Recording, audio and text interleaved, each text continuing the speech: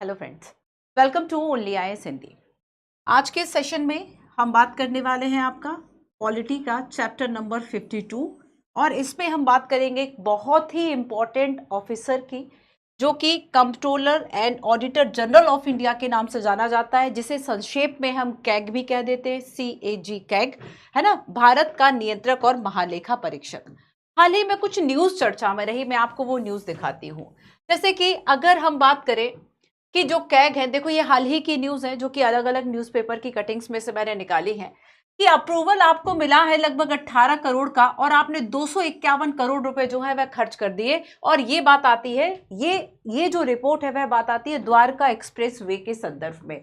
तो मतलब भारत परियोजना का जो चरण है कि सरकार के द्वारा एक योजना लाई गई भारत परियोजना, और उसके एक प्रोजेक्ट के दौरान जब अप्रूवल 18 करोड़ का मिल रहा है तो आखिर 250 करोड़ जो है वह खर्च कैसे हो गए, इस पर एक जो रिपोर्ट है वह तैयार करता है, इसका जो एक ऑडिट है वह तैयार करता है। तो ये काम है controller auditor general of India का, भारत का नियंत्रक और महालेखा परीक्षक। आप समझिए, महालेखा परीक्षक। अगर आप इसकी वेबसाइट्स को देखेंगे तो आप देखो वेबसाइट पे क्या लिखा है, भारत का नियंत्रक और एवं महालेखा परीक्षक भारत का सर्वोच्च लेखा परीक्षा संस्था है। ये क्या है? ये सुप्रीम ऑडिट इंस्टीट्यूशन है। क्या है ये? Supreme audit institution of India, supreme audit institution of India, है ना। एंड इसका जो एक स्लोगन, एक वाक्य रहता है वह है लोक हितार्थ सत्यनिष्ठा, मतलब dedicated to truth in public interest. ठीक है, तो सुप्रीम ऑडिट इंस्टीट्यूशन है बेसिकली। वर्तमान में अगर हम देखेंगे तो इस पद पर है गिरीश चंद्र मुर्मू जी, है ना। और ये अगस्त 2020 को भारत के कैग के रूप में इन्होंने जो कार्यभार है वह संभाला था। आप इस वेबसाइट्स पे देखेंगे तो यहाँ पर एक विजन जो आपको दिखाई देता है। हमारा विजन क्या है कि हम लोक संसाधनों पर, विजन क्या दिखाया है इसमें कि लोक संसाधनों पर स्वतंत्र और विश्वसनीय आश्वासन देते रहे और सार्वजनिक क्षेत्र लेखा परीक्षण में एक सार्वभौम लीडर जो है वह बने रहे। मेन इसका कंसेप्ट ये है कि देखो सरकार के द्वारा कोई स्कीम लाई गई है ना। अब जैसे कि हमने भारतमाला हम योजना की ही बात कर रहे हैं तो उसके अंतर्गत हम द्वारका एक्सप्रेसवे की बात कर रहे हैं कि अगर 18 करोड़ मान लीजिए किसी एक पर्टिकुलर जगह के लिए सैंक्शन हो रहे हैं, आप उसमें 250 करोड़ जो है वह कैसे खर्च कर दिए, मतलब जितना व्यय स्वीकृत था योजना पर आपने उससे ज्यादा जो वह उस पर खर्च कर दिया। तो इस बात की ऑडिटिंग करने के लिए कोई तो अधिकारी होना चाहिए। बस वही अधिकारी कौन है? भारत के नियंत्रक और महालेखा परीक्षक है, जो कि एक सुप्रीम ऑडिट बॉडी है कि इंडिया में भारत सरकार के द्वारा जो भी योजनाएं चलाई जा रही हैं उनके संदर्भ में, है ना, उसकी लेखा परीक्षा, उसकी ऑडिटिंग करने का काम होगा। मैं यूपीएससी मेंस का एक क्वेश्चन आपको बताती हूं, 2018 में पूछा गया। क्वेश्चन को ध्यान से पढ़ना। नियंत्रक और महालेखा परीक्षक CAG की बहुत महत्वपूर्ण भूमिका है। स्पष्ट करें कि वह उसकी नियुक्ति की पद्धति और शर्तों के साथ साथ उसके द्वारा प्रयोग की जा सकने वाली शक्तियों की सीमा में कैसे परिलक्षित होता है। तो महत्वपूर्ण भूमिका किस संदर्भ में है, मैं इसकी फॉर्मेटिंग आपको कराऊंगी कि उनकी भूमिका क्या है, और ये स्पष्ट करना कि उनकी नियुक्ति की पद्धति और ये सारी जो चीजें हैं इनकी शक्तियों पर कुछ सीमाएं भी है, वो कैसे परिलक्षित होती है, कुछ आपको चैलेंजेस, कुछ आपको जो सीमाएं है वह बता देना है कि भले बहुत इंपॉर्टेंट ये बॉडी है, बहुत इंपॉर्टेंट इंस्टीट्यूशन है जो कि ऑडिटिंग करने का काम करेगा, लेकिन उसके बावजूद भी इसकी कई लिमिटेशंस हैं। जैसे कि ये कई जो कार्यकाली, हम ये कहेंगे कि जो भी कार्यपालिका के द्वारा जो गुप्त व्यय किए जाते हैं, है ना, सेवा व्यय हम कहते हैं, जो सर्विसेज व्यय है, उसकी कहीं कोई ऑडिटिंग नहीं होती। समटाइम्स कुछ लोगों के द्वारा यह भी कह दिया जाता है कि ये केवल, ये जो कैग की बॉडी है ना, ये कैग जो इंस्टीट्यूशन है वह क्या कर रही है, केवल पोस्टमार्टम का काम कर रही है। इसे केवल शव परीक्षण की बॉडी कह दिया। क्या कह दिया कि ये शव का परीक्षण करना है। अब मरने वाला तो भाई जो अब शव है वह, अब उसकी तो परीक्षण करके आपको क्या ही हासिल होगा। आप जीवित तो कर नहीं सकते। अच्छा होता कि अगर पहले परीक्षण हो जाता कि उसको ये बीमारी है, शायद वह बच जाता, लेकिन केवल शव परीक्षण का काम कर रहे हैं, अब उससे कुछ हाथ नहीं आना है। तो यहां पर कैग की सबसे ज्यादा आलोचना, एक चैलेंजेस हम इस बात के लिए कहते हैं कि भले ही बहुत महत्वपूर्ण पदाधिकारी है, लेकिन उसके बावजूद भी इसकी इतनी लिमिटेशंस हैं, इसकी जो शक्तियां हैं, या हम ये कहें कि इसके कार्य करने का जो तरीका है वह एक लाइक अ पोस्टमार्टम है, उससे कुछ हासिल नहीं होता। अगर ये कह भी दिया ना, अभी अगर आप देखेंगे कि कह भी दिया कि अप्रूवल अगर 18,000 की जनसत्ता की न्यूज है ना, या फिर देखो जी बिजनेस के ने एक न्यूज निकाली थी, पीएमजेएवाई पर कैग की रिपोर्ट में बड़ी गड़बड़ी का खुलासा हुआ और एक ही मोबाइल नंबर पर 7.5 लाख लोगों का रजिस्ट्रेशन है। अब देखो तो ये कैग रिपोर्ट है, इससे क्या पता चल रहा है? इससे पता चल रहा है कि योजनाओं में कितनी गड़बड़ी है, उनके क्रियान्वयन में, उनके इंप्लीमेंटेशंस में कितनी ज्यादा प्रॉब्लम्स आती हैं। इन्हीं प्रॉब्लम्स को एक हम ये कहें कि एड्रेस करने के लिए जो एक काम है वह कैग कर रहा है, लेकिन इससे कहते हैं होना जाना कुछ नहीं है ना, बस आप बता दो। जैसे कि अभी मैं आपको एक बुक के बारे में बताऊंगी कि जो आरबीआई गवर्नर रहे डी सुब्बा राव, उन्होंने भी कैग की जो रिपोर्ट है, आपने 2G स्पेक्ट्रम घोटाला सुना होगा, वो 2G स्पेक्ट्रम जो घोटाला है वह कैसे प्रकाश में आया था, तो वह कैग के द्वारा लाया गया था। ठीक है, एक देखो, एक और परियोजना की मैं बात कर रही हूं जो कि कालेश्वरम परियोजना है, कि कालेश्वरम जो परियोजना है ये कहा कि दुनिया की सबसे बड़ी मल्टी स्टेज लिफ्ट सिंचाई परियोजना है, और यहां पर इसकी जो लागत है वह लगभग 1.47 लाख करोड़ रुपए से अधिक होने की संभावना है। तो ये कैग के द्वारा, सरकार के द्वारा एक जो हम कहें इरिगेशन जो प्रोजेक्ट चल रहा है उसकी समीक्षा करना, उसके व्ययों की समीक्षा करना, यही तो मेन कैग का काम है ना। तो यही सारा काम तो जो है वह कैग करता है। ये अच्छा, ये सारी जो क्लासेस के इंफॉर्मेशन, क्लासेस की पीडीएफ, क्लास नोट्स इस टेलीग्राम पे मिल जाते हैं, @मंजू PW UPSC वाला सर्च करके ज्वाइन कर लो या इसको स्कैन कर लो। ठीक है, तो आज का हमारा चैप्टर यही है। तो मैंने आपको कुछ न्यूज़ बताई, साथ ही मैंने क्वेश्चन बताया। ये चैप्टर हमें पढ़ना क्या क्या है, सबसे पहले हम बात करेंगे कि आखिर इनकी जो नियुक्ति है, कैग की नियुक्ति और कार्यकाल क्या है, इनकी स्वतंत्रता किस किस में है, स्वतंत्रता के साथ कुछ लिमिटेशंस की भी बात हो जाएगी, कर्तव्य और शक्तियों की बात करेंगे, भूमिका की बात करेंगे। और भूमिका में तो देखो इन दोनों को मिला के क्वेश्चन पूछा गया था ना,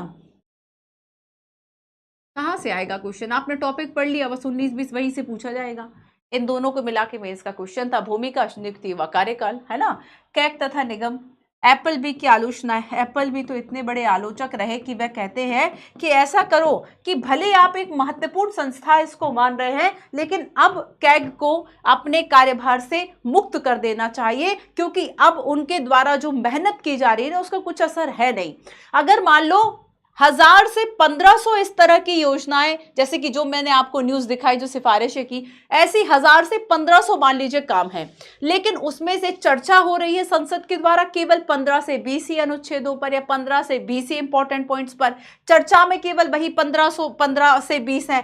तो कहां 1500 से लेके मान लीजिए 2000 तक वह देख रहा है कि इतनी योजनाएं और इतनी चीजों में गड़बड़ी है, और आप चर्चा केवल 15 से 20 कुछ मुख्य चीजों पर ही कर रहे हो, तो बाकी रिपोर्ट फिर निकालनी ही क्यों थी? अगर आपको आउटडेटेड लग रहा था कि नहीं ये इंपॉर्टेंट नहीं है, तो इस पे समय वेस्ट क्यों करना था, है ना, क्यों, अगर हमें जरूरत थी। तो यहां पर इसलिए इसकी जो आलोचना है वह करी जाती है। तो पॉल एप्पल बी ने भी कई आलोचनाएं की, इन सभी बातों को हम समझेंगे। लेकिन सबसे पहले हम बात करेंगे, अच्छा मैंने आपको वेबसाइट भी दिखा दी कि भारत का नियंत्रक और महालेखा परीक्षक सर्वोच्च अधिकारी होगा।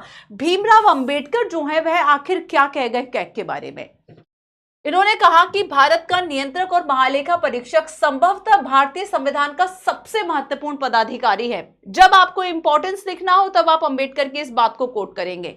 सबसे महत्वपूर्ण एक पदाधिकारी है, और वह ऐसा व्यक्ति है जो यह देखता है कि संसद द्वारा अनुमान्य जो खर्चों की सीमा है उससे अधिक धन खर्च ना होने पाए, या संसद के द्वारा विनियोग अधिनियम में निर्धारित मदों पर ही खर्च किया जाए। तो मेन काम क्या है कि जितनी योजना, मान लीजिए किसी भी योजना को अगर 100 रुपए दिए गए, ठीक है, तो इसमें कितने रुपए जो है वह खर्च हो रहे हैं, क्या बराबर खर्च हो रहे हैं या फिर कम खर्च हो रहे हैं, तो भ्रष्टाचार है, तो कहां जा रहा पैसा। ठीक है, अगर 100 रुपए, तो मतलब जितने पैसे खर्च हुए हैं उतनी ही पैसे इसको मिलने चाहिए, और मेन चीज है कि मान लीजिए अगर ए योजना बी योजना, अगर ए योजना को 100 रुपए मिले हैं तो इसी पर खर्च होने चाहिए, बी योजना पर नहीं होने चाहिए। तो दो बातों का ध्यान रखेगा कि जितनी राशि है उतना खर्च है और जिस योजना के लिए है उतना उसी योजना पर, मतलब संसद के द्वारा जिस पर्टिकुलर योजना के लिए पैसा दिया जा रहा है उसी योजना पे खर्च हो। तो यहां पर ये दो बातें बहुत इंपॉर्टेंट हैं, है ना। और इसके लिए जो मेन हमारा कैग है वो सबसे ज्यादा इंपॉर्टेंट एक अधिकारी हो जाता है, ऐसा डॉक्टर भीमराव अंबेडकर के द्वारा इस बात को कहा गया है ना। तो अब जो कैग है, जैसे कि मैं आपको आर्टिकल्स बताती हूं, अगर मैं आपसे पूछूं कि क्या संविधान में इस अधिकारी की जो बात है वह की गई है, तो आर्टिकल 148, आर्टिकल 148 ये कहता है कि जो कैग है वह होगा, ठीक है, भारत का नियंत्रक और महालेखा जो परीक्षक है, भारत का नियंत्रक और महालेखा जो परीक्षक है ये होगा। इस बात को कौन कह देता है, आर्टिकल 148 कह देता है। साथ ही ये करेगा क्या और ये है क्या, इसकी मेन पोजीशन आखिर क्या है। सो भारतीय लेखा विभाग का मुखिया होगा, लोक वित्त का संरक्षक होगा, भारतीय लेखा विभाग का, भारतीय लेखा विभाग का मुखिया होगा, मेन हेड होगा, है ना। लोक वित्त का संरक्षक होगा, लोगों का पैसा आखिर कहाँ खर्च हो रहा है उसका, उसकी संरक्षा, उसको देखना। तो लोक वित्त का संरक्षक होगा, वित्तीय व्यवस्था का नियंत्रक होगा। तो जब इंपॉर्टेंस बताना है, इंपॉर्टेंस जब आलोचना करेंगे तो बता देंगे कि चीजें तो हैं बट इफेक्टिव नहीं है ना। वित्तीय व्यवस्था का नियंत्रक होगा, वित्तीय व्यवस्था का नियंत्रण करता होगा, इसको कंट्रोल करेगा। और मेन अगर हम इसके कर्तव्यों की बात करें कि आखिर जो कर्तव्य है वह क्या है कैग का, कैग का दायित्व आखिर क्या है, मेन ड्यूटी क्या है, मेन कर्तव्य आखिर क्या है, ये इंपॉर्टेंट है ना। तो कर्तव्य में याद रखो कि इसका मेन कर्तव्य है कि संविधान के तहत वित्तीय प्रशासन को संभालना, संविधान के तहत वित्तीय प्रशासन, वित्तीय प्रशासन को संभालना, ये इसका मेन कर्तव्य होगा, है ना। ये क्या होगा, मेन कर्तव्य होगा कैग का। अब हम नियुक्ति और कार्यकाल की बात करेंगे। आई होप आप समझ गए कि आखिर आर्टिकल 148 जो है वह कह रहा है कि कैग होगा controller and auditor general of India होगा, जो कि लोक वित्त के संरक्षक के रूप में, वित्तीय व्यवस्था के नियंत्रक और भारतीय लेखा विभाग के मुखिया के रूप में कार्य करता है। और संवैधानिक पदाधिकारी है, आर्टिकल 148 में इसकी जो बात है वह लिखी हुई है ना। मैं आपको कुछ कैग के दर्शन कराती हूँ। आप अगर वेबसाइट देखेंगे कैग वाली तो आपको कुछ हमारे जो अभी मैं 1900 के बाद से, है ना, स्पेशली 1990 के बाद से, 1990 से 96 रहे सीजी सोमैया, ठीक है। फिर 96 से लेके 2002 तक वी के शुंगलू रहे, फिर वी के कॉल रहे 2 से लेके 8 तक, फिर रहे विनोद राय 2008 से लेके 2013 तक। अब देखो जब विनोद राय कैग रहे, अभी लेटेस्ट हम देखेंगे कि राजीव महर्षि रहे, है ना, राजीव महर्षि रहे। अभी कौन है, गिरीश चंद्र, है ना। अभी कौन है, इनके बाद से जो है वह 2020 के बाद से हमने जाना कि अभी कौन है, अभी जो गिरीश चंद्र है जिन्होंने अगस्त 2020 में कैग की शपथ ली। इसके पहले जो है वह राजीव महर्षि थे जो कि 2017 से लेके 2020 तक रहे। और इन दोनों के बीच में कौन रहे, शशिकांत शर्मा 2013 से लेके 2017 तक। अब देखो कि विनोद राय जो जब कैग रहे तो इन्होंने कई ऐसी बेसिकली कई ऐसी सिफारिशें की, है ना, कैग के रूप में, जो कि काफी जानी जाती हैं। आपने पीपीपी मॉडल सुना, व्हाट इज पीपीपी? इन्होंने कहा कि निजी सार्वजनिक सहभागी जो मॉडल है, public private partnership, public private partnership मतलब निजी सार्वजनिक सहभागिता, निजी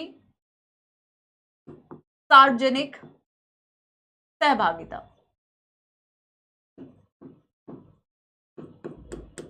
इन्होंने कहा कि पंचायती राज संस्थान और सरकार द्वारा वित्त पोषित जो संस्थान है वह इस मॉडल से चले। पंचायती राज संस्थान। अब इस तरह की कुछ इंपॉर्टेंट सिफारिशें इन्होंने की कि पंचायती राज संस्थान और सरकार द्वारा वित्त पोषित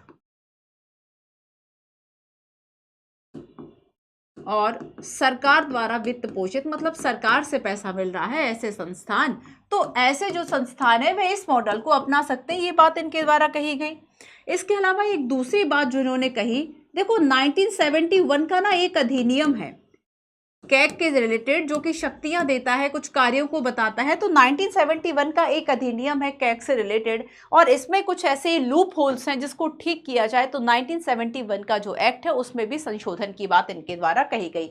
1978 का अधिनियम जो कैग एक्ट हम कह ले, इसमें संशोधन किया जाए, इसमें संशोधन की बात इन्होंने की गई।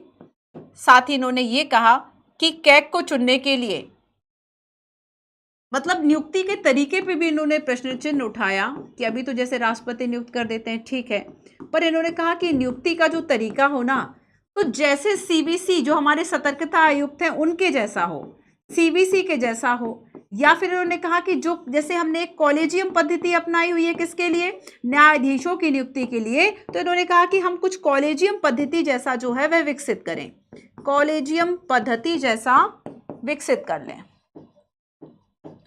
तो ये इस तरीके का कोई एक तरीका हो।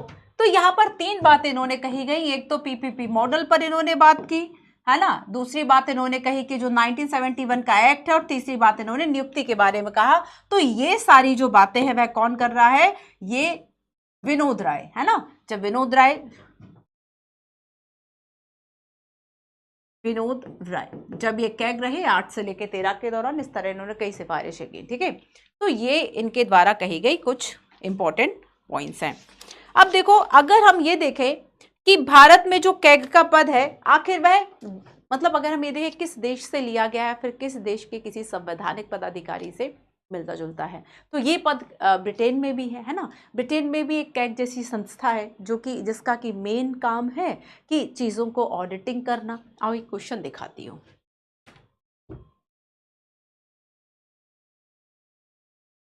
अगर हमें तुलना करनी हो कैग की, तब हम किससे करेंगे, तब हम ब्रिटेन से करेंगे।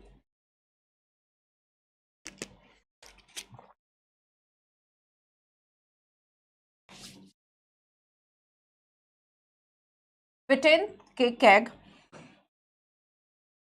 से तुलना के संदर्भ में विचार करो, है ना। फर्स्ट है कि भारत का कैग केवल महालेखा परीक्षक की भूमिका निभाएगा, नियंत्रक महालेखाकार की नहीं। इसका मतलब क्या है, जबकि ब्रिटेन में महालेखा परीक्षक के साथ साथ नियंत्रक महालेखाकार की शक्ति भी निहित होती है।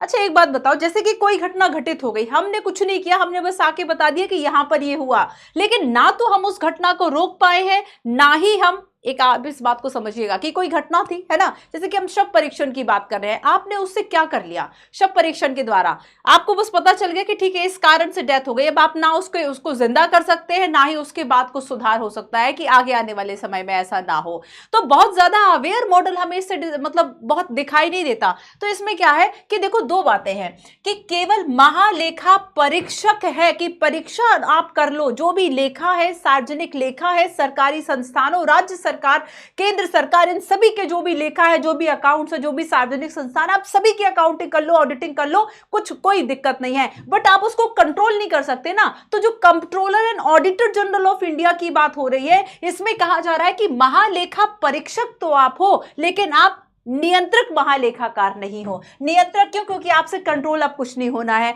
तो और आपने जो रिपोर्ट दे दी उसके रिपोर्ट का भी कुछ नहीं होना है। आपने रिपोर्ट 1000 और 1500 आर्टिकल्स की देती, 2 आर्टिकल्स पे चर्चा हो रही है। आपने रिपोर्ट्स जो है वह आज से 10 साल पुरानी घटनाओं को लेकर दी है। अब 2G स्पेक्ट्रम घोटाला आज की बात है क्या, तो 2G स्पेक्ट्रम घोटाले में आज हम करके क्या करेंगे, जब तक उस समय के कई लोग, कई साक्ष्य, सारी चीजें खत्म हो गई होंगी। तो मतलब ये एक आलोचना, एक चुनौती, एक चैलेंज बहुत बड़ा कि इतनी आउटडेटेड आपने रिपोर्ट दे दी आज के वित्त वर्ष से संबंधित नहीं है। आप सोचो कि अगर 4 साल पुराना लेखा जोखा देखना हो, आप सोचेंगे कि यार ऑडिटर जाने दो ना, नए तरीके से काम करते हैं, कुछ नया सोचते हैं, नया देखते हैं। आप 20 साल पुरानी बातों को अगर बताएंगे तो, और उन रिपोर्ट पर कोई एक्शन नहीं लिया गया, अपने आप भी पुरानी हो जाती है समटाइम्स कुछ रिपोर्ट, तो क्या फायदा? नियंत्रक कुछ नहीं है ना इससे। ब्रिटेन में महालेखा परीक्षक के साथ साथ इसमें नियंत्रक महालेखा परीक्षक की शक्ति भी निहित होती है। तो ब्रिटेन में जो कैग है ना वो पावरफुल है, वो ना केवल परीक्षा करेगा बल्कि नियंत्रक भी करेगा। भारत में केवल परीक्षण का काम है, वो भी सब परीक्षण टाइप का, ठीक है। So first statement is right. Second statement पे आओ।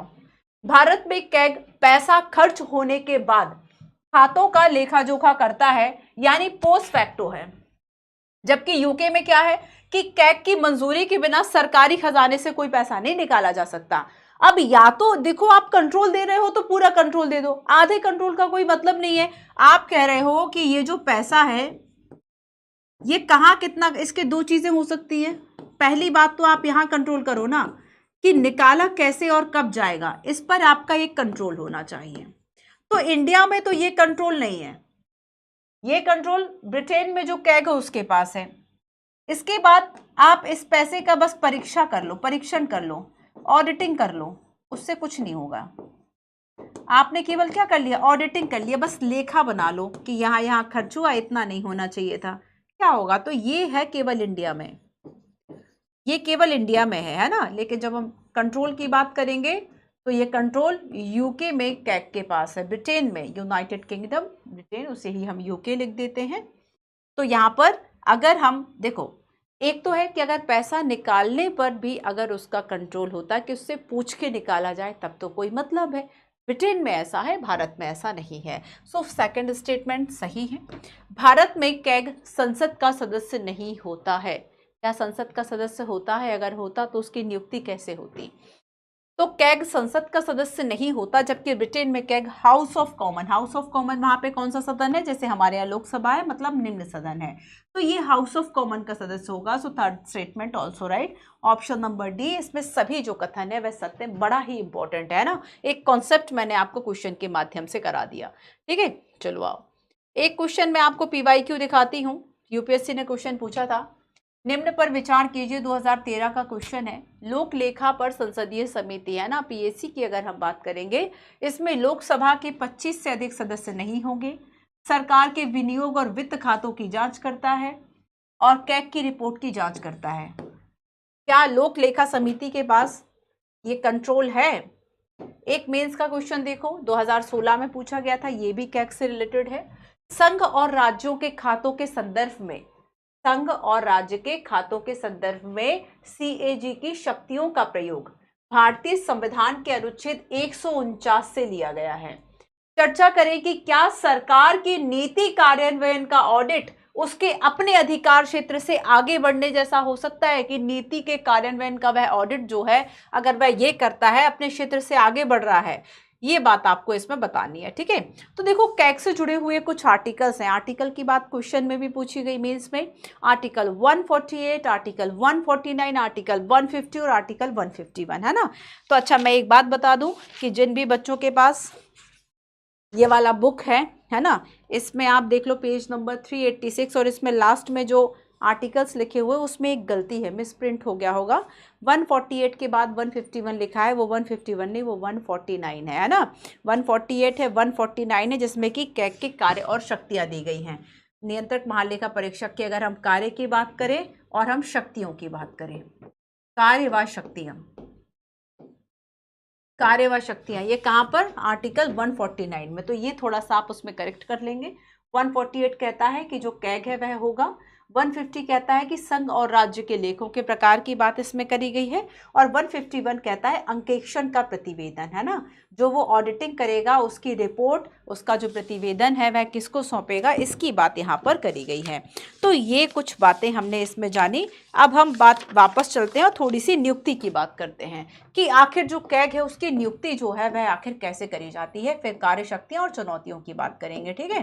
तो अभी तक हमने डॉक्टर अंबेडकर आर्टिकल 148 की बात कर ली, यूपीएससी मेंस का एक क्वेश्चन देखा, वेबसाइट की कुछ बात कर ली, है ना अभी। और बाकी हमने इसके अलावा जो हमारे इसके पहले कैग रहे उनकी बात करी। विनोद राय के द्वारा जब हमारे कैग रहे थे तब उन्होंने कुछ इंपॉर्टेंट सिफारिशें करी थी, हमने उसकी बात कर ली। ठीक है, अब देखो कि नियुक्तियां व कार्यकाल की हम बात करें तो यहाँ पर 4-5 मुख्य बातें आपको याद रखनी है नियुक्तियों व कार्यकाल में। ठीक है, कि नियुक्ति जो है वह आखिर किसके द्वारा की जाएगी, क्या कुछ योग्यताओं की जो बात है इसमें कही गई है, उन सारी चीज़ों को हम देखते हैं। तो पहली बात तो देखो कि जब हम कैग की नियुक्ति की बात करेंगे, कैग की नियुक्ति आखिर करेगा कौन।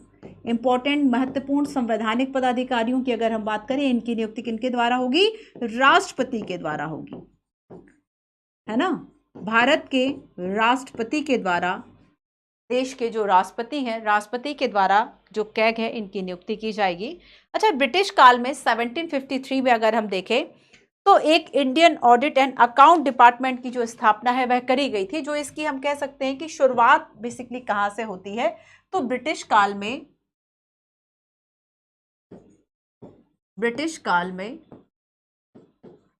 1753 एक इस तरह की जो बॉडी है वह स्टैब्लिश की गई थी कि सरकार के हम जो कामों को सरकार की योजनाओं और कार्यों का जो परीक्षण है वह कैसे करेंगे। तो यहाँ पर आपको लिख लेना है Indian audit and account department, Indian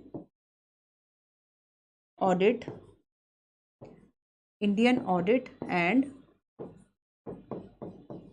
account department. Indian audit and account department की जो स्थापना है वह 1753 में करी गई थी। इसके अलावा देखो एक मुख्य बात आती है कि जब हम नियुक्ति की बात करते हैं तब हमें कार्यकाल भी याद आता है कि नियुक्ति तो आपने कर दी, लेकिन जो कार्यकाल है वह आखिर कितना होगा। कैग की नियुक्ति तो राष्ट्रपति के द्वारा कर दी, बट अगर हम इसके कार्यकाल की बात करें, कार्यकाल क्या होगा, इंपॉर्टेंट है, यूपीएससी ने कई क्वेश्चंस में फिल्म्स में इसको पूछा हुआ है। 6 वर्ष, 5 वर्ष, 65 वर्ष, 70 वर्ष, कितने साल के लिए और कितने वर्ष तक के लिए, है ना। तो यहाँ पर आपको याद रखना है कि बेसिकली इस बात का निर्धारण करा गया है कि अगर जब हम इनके कार्यकाल की बात करेंगे तो ये होगा आपका 6 वर्ष या 65 वर्ष, 6 वर्ष या 65 वर्ष की आयु। तो 6 वर्ष का तो आपका कार्यकाल होगा, है ना, 6 वर्ष तक कार्यकाल और 65 वर्ष की आयु तक, दोनों में से जो भी पहले हो जाए तो ये कार्यकाल है। पर कार्यकाल के पहले भी इनको हटाया जा सकता है क्या, बिल्कुल हटाया जा सकता है, लेकिन हटाना राष्ट्रपति की मनमर्जी से नहीं होगा कि राष्ट्रपति जब चाहे तब हटा दें या राष्ट्रपति को कोई प्रसाद, राष्ट्रपति के प्रसाद पर्यंत ये होंगे, ऐसा नहीं है। तो यहाँ पर इनको हटाने की जो प्रोसेस है ना वह ठीक वैसी ही है जैसे कि उच्चतम न्यायालय के न्यायाधीशों को हटाया जाता है। तो यहाँ पर हटाने की जो प्रक्रिया है उच्चतम न्यायालय के न्यायाधीश के जैसी है, उच्चतम न्यायालय के जज जैसी है, उच्चतम न्यायालय के न्यायाधीश के समान जो प्रक्रिया है वैसे ही अपनाई जाएगी। और इसके लिए अच्छा, सुप्रीम कोर्ट के जज को हटाने के लिए क्या प्रोसेस होती है कि इसमें विशेष बहुमत से जो संकल्प है वह पारित किया जाएगा, विशेष बहुमत। एंड विशेष बहुमत क्या है बताओ जरा कमेंट करके, विशेष बहुमत का मतलब क्या, हम कई जगह इसको पढ़ चुके हैं। विशेष बहुमत से जो प्रस्ताव है वह पारित होगा। और आधार क्या था हटाने का, प्रूवन मिसबिहेवियर एंड इनकैपेसिटी, है ना। आधार क्या था हटाने का, हटाने के अगर हम आधार की बात करें तो कदाचार व अक्षमता, कदाचार व अक्षमता, इस आधार पर बेसिकली जो कैग है उनको हटाया जा सकता है। 6 वर्ष या 65 वर्ष की आयु तक इनका कार्यकाल होगा, जो भी पहले हो जाए। अगर 6 वर्ष का कार्यकाल ही पहले हो गया है तब उनको 6 वर्ष के बाद हटा दिया जाएगा, और अगर 65 वर्ष की आयु पहले हो गई है तो उसको पहले हटा दिया जाएगा। मतलब यहाँ पर जो भी चीज़ पहले हो, लेकिन फिर भी हम हटा सकते हैं। और लेकिन हटाने की प्रोसेस उच्चतम न्यायालय के न्यायाधीश के समान है। तो उच्चतम न्यायालय के न्यायाधीश को हटाने का आधार क्या है, कदाचार व अक्षमता। और ठीक इसी आधार पर हम कैग को भी हटा सकते हैं, और विशेष बहुमत के द्वारा जो प्रस्ताव है वह पारित होना चाहिए और दोनों सदनों के द्वारा, है ना। तो ये बात यहाँ पर आपको याद रखनी है। क्लियर है? तो ये कार्यकाल हो गया, कैग की नियुक्ति हो गई और ब्रिटिश काल की हमने बात कर ली। अब हम थोड़ा सा कर्तव्य और शक्तियों की बात करेंगे, पर उसके पहले हम एक स्वतंत्रता देखते हैं कि आखिर इनको कार्य करने की जो स्वतंत्रता है वह कितनी है। कैग की स्वतंत्रता किन किन चीजों में है? अब संविधान में लिखा हुआ है तो संविधान ने कुछ बातों को निर्धारित भी किया होगा, है ना, कि इन कामों में जो है वह बेसिकली ये स्वतंत्र होगा। जैसे कि अगर हम ऑडिटिंग की बात करें तो कैग की स्वतंत्रता को सुरक्षित किया गया है और संविधान में कुछ व्यवस्थाएं इसके लिए की गई हैं। तो पहली बात तो इसमें यह कहा गया है कि कार्यकाल की जो सुरक्षा है वह होगी। अब कार्यकाल की सुरक्षा का मतलब तो वही है ना जो अभी हमने देखा, कार्यकाल सुरक्षित है क्योंकि इन्हें जब चाहे तब नहीं हटाया जा सकता। इसके लिए प्रॉपर एक प्रोसेस आपको फॉलो करनी होगी और वो प्रोसेस टफ है। और जब हमने किसी प्रोसेस को टफ कर दिया इसका मतलब क्या है? प्रोसेस को हमने टफ कर दिया इसका मतलब सुरक्षा मिल गई। सो कार्यकाल की सुरक्षा है, कार्यकाल की सुरक्षा है। कार्यकाल की सुरक्षा कैसे है कि केवल राष्ट्रपति के द्वारा हटाया जाएगा और किन आधारों पर? राष्ट्रपति आदेश देंगे तभी हटाया जाएगा, लेकिन संविधान में इस बात की जो आधार है वह लिखा हुआ है ना। तो आप वही बात याद रखें जो हमने यहाँ पर कार्यकाल की बात की है ना, कि कार्यकाल, ये जो हटाने वाली बात है यही इसमें आ जाएगी कि कार्यकाल की सुरक्षा है। इसके अलावा देखो, ये जब एक बार अपना पद छोड़ देंगे, मतलब कैग मान लीजिए सेवानिवृत्त हो गया, तब उसके बाद ये कहीं जाके काम कर सकते हैं क्या? तो पद छोड़ने के बाद ये कहीं काम नहीं कर सकते। पद छोड़ने के बाद सरकार के अधीन, पद छोड़ने के बाद इनकी स्वतंत्रता निष्पक्षता के लिए यह प्रावधान किया गया है ना। पद छोड़ने के बाद सरकार के अधीन किसी पद को धारण नहीं कर सकते, किसी पद को धारण नहीं कर सकते। ठीक है। तीसरी बात इसमें यह कही जाती है कि बेसिकली ये जो है वह वेतन भत्ते उच्चतम न्यायालय के न्यायाधीश के समान होंगे। इनके जो वेतन भत्ते होंगे, वेतन भत्ते उच्चतम न्यायालय के न्यायाधीश के समान। ठीक है। हटाने की प्रक्रिया भी ऐसी ही है।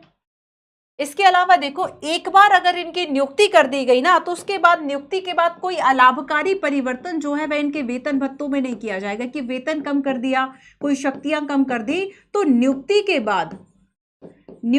बाद कोई अलाभकारी परिवर्तन कि इनको हानि हो जाए, अलाभ हो जाए, है ना, कोई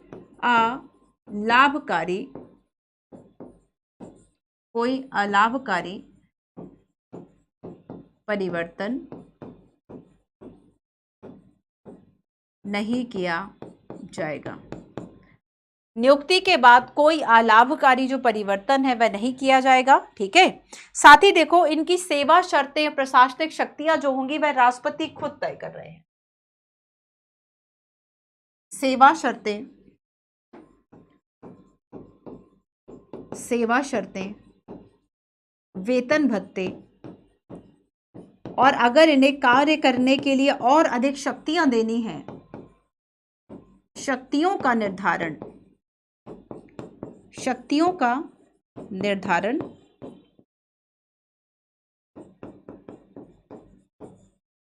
राष्ट्रपति द्वारा किया जाएगा।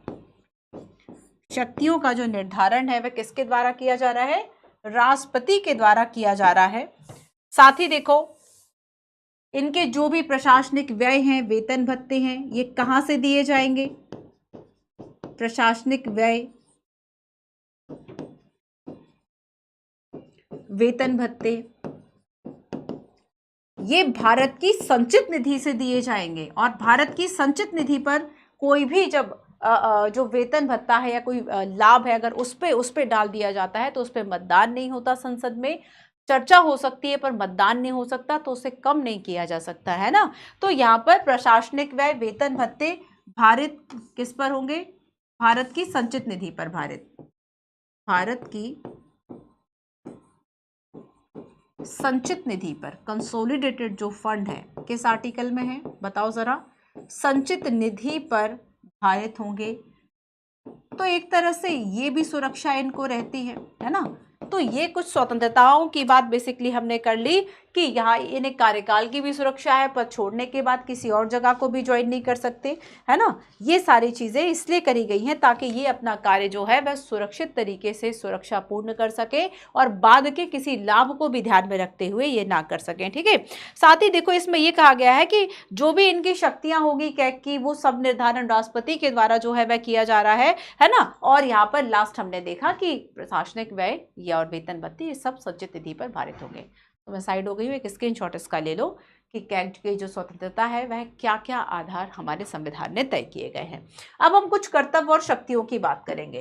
तो कर्तव्य और शक्तियों में कुछ बातें तो हाँ आपने यहाँ पर देख ही ली कि भाई ये शक्तियां हैं इनके पास, ये इनके कर्तव्य हैं कि इन्होंने देखा कि भारतमाला परियोजना के तहत और कैग के द्वारा ये कहा गया, देखो कहीं कहीं क्या है कि 14 लेन जो सड़कें हैं उसकी बात की गई थी, बट मान लीजिए कम बनी, है ना, 14 लेन ना बनाकर उसको 8 या 7 बना दिया या 10 बना दिया। तो यहाँ पर ये भी तो एक तरीका, ये भी तो एक भ्रष्टाचार का तरीका हो गया ना। तो भ्रष्टाचार जैसे 2G स्पेक्ट्रम घोटाला कब चर्चा में आया था, कैग की रिपोर्ट के द्वारा ही चर्चा में आया था, तो बड़ा इंपॉर्टेंट है। अब देखो इसमें क्या लिखा हुआ है कि PMJY की बात करेंगे तो इसमें यह कहा कि एक मोबाइल नंबर पर 7.5 लाख लोगों का रजिस्ट्रेशन जो है वह आखिर कैसे हो सकता है। तो इतनी बड़ी स्वास्थ्य बीमा योजना है और एक नंबर से इतना, है ना, ये बड़ा एक इंपॉर्टेंट, मतलब इस तरह की इंपॉर्टेंट काम जो है वह ये करता है। तो यहाँ पर देखो कि इसका मेन लक्ष्य क्या है। अगर हम वेबसाइट की बात करें कि वेबसाइट पे आपको क्या दिखाई देता है, तो इसका मेन मिशन क्या है, आओ पहले हम मिशन पर बात करेंगे। तो इसका देखो मेन मिशन है, मेन मिशन क्या है कि भारत के संविधान के द्वारा अधिदेशित, मतलब संविधान जो कहता है उच्च गुणवत्ता के लेखा परीक्षण और लेखाकरण के माध्यम से जवाबदेही, पारदर्शिता और सुशासन को बढ़ावा देगा और अपने विधानमंडल, आम जनता और कार्यपालिका को इस संदर्भ में स्वतंत्र और समायोचित आश्वासन देता है कि सार्वजनिक धन का प्रभावपूर्ण तरीके और कुशलता से उपयोग और संग्रहण किया जाएगा। मेन यहाँ पर क्या लिखा हुआ है कि जो सार्वजनिक धन है उसका प्रभावपूर्ण तरीके से जो उपयोग है वह किया जाएगा और हो रहा है या नहीं हो रहा है इस बात की जांच जो है वह कैग के द्वारा की जाएगी। तो ये किसको बढ़ा रहा है, ये जवाबदेहिता को बढ़ा रहा है, ये पारदर्शिता को बढ़ा रहा है और ये सुशासन को बढ़ा रहा है। पारदर्शिता ही तो है कि आपको पता चल रहा है कि योजना के लिए इतना व्यय स्वीकृत था बट व्यय तो उससे ज्यादा दे दिया गया है, ठीक है। तो इसका मेन मूल्य क्या है, संस्थागत मूल्य क्या है कि मानक, निष्पक्ष और संतुलित दृष्टिकोण, स्वतंत्रता, पारदर्शिता को बनाए रखना, नैतिक व्यवहार, सत्यनिष्ठा, व्यावसायिक सक्षमता, निष्पक्षता, सामाजिक जागरूकता, ये इसके जन मूल्य है। तो ये मिशन और कुछ हमने मूल्यों की बात कर ली। तो नियुक्ति, कार्यकाल, स्वतंत्रता की बात हो गई। अब कुछ कर्तव्य और शक्तियों की जो बात है वह हो जाए। कर्तव्य और शक्ति, कर्तव्य और शक्तियां, क्या इसके कर्तव्य हो सकते हैं आप बताइए जरा। जैसे कि हमने देखा कि आर्टिकल 151 जो है वह ये कहता है, 4 आर्टिकल्स हमने देखे इसमें कि हमने आर्टिकल, अगर हम बहुत सारी शक्तियों की बात इसमें की गई है, लगभग 16 पॉइंट्स हैं, है ना, जिसमें कि बताया गया है कि आखिर कैग जो है वह क्या क्या जो काम है वह करेगा। तो यहाँ पर मैं कर्तव्य और शक्तियों की कुछ बातें आपको बताती हूँ कि आखिर मेन इंपॉर्टेंट जो काम है वह इसके क्या क्या है।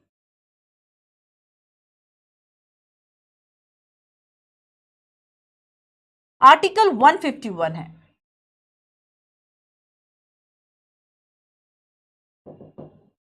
आर्टिकल 151 ये कहता है कि संसद के पास बेसिकली इस बात का अधिकार है कि कैग से जुड़े जो भी मामले हों उनको व्यवस्थित करे।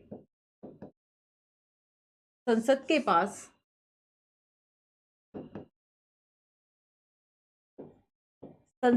पास अधिकार है कि कैग से जुड़े मामलों को व्यवस्थित करे। क्या करे, व्यवस्थित करे, है ना, व्यवस्थित करे। इसके अलावा महालेखा परीक्षक अधिनियम 1971 है, महालेखा, जिसमें विनोद राय संशोधन की बात करते हैं। महालेखा परीक्षक अधिनियम कौन सा,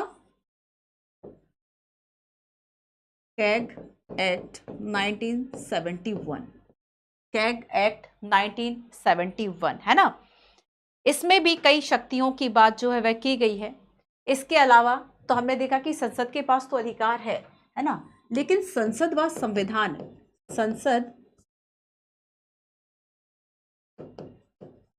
संसद व संविधान कुछ अधिकारिताएं जो है वह तय कर देते हैं, कुछ कार्यों को जो है वह तय कर देते हैं। और उनमें से जैसे कि हम एक कार्य को देखेंगे, एक कार्य क्या होगा कि भारत की जो संचित निधि है, राज्य की जो संचित निधि है उसकी सुरक्षा करना। भारत की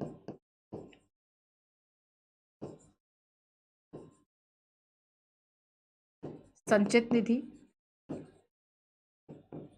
भारत की संचित निधि व राज्य की संचित निधि, मतलब कितने खर्च जो है वह इस पर्टिकुलर निधि से किए जा रहे हैं, उस सभी की लेखा परीक्षा करना। भारत की संचित निधि व राज्य की जो संचित निधि है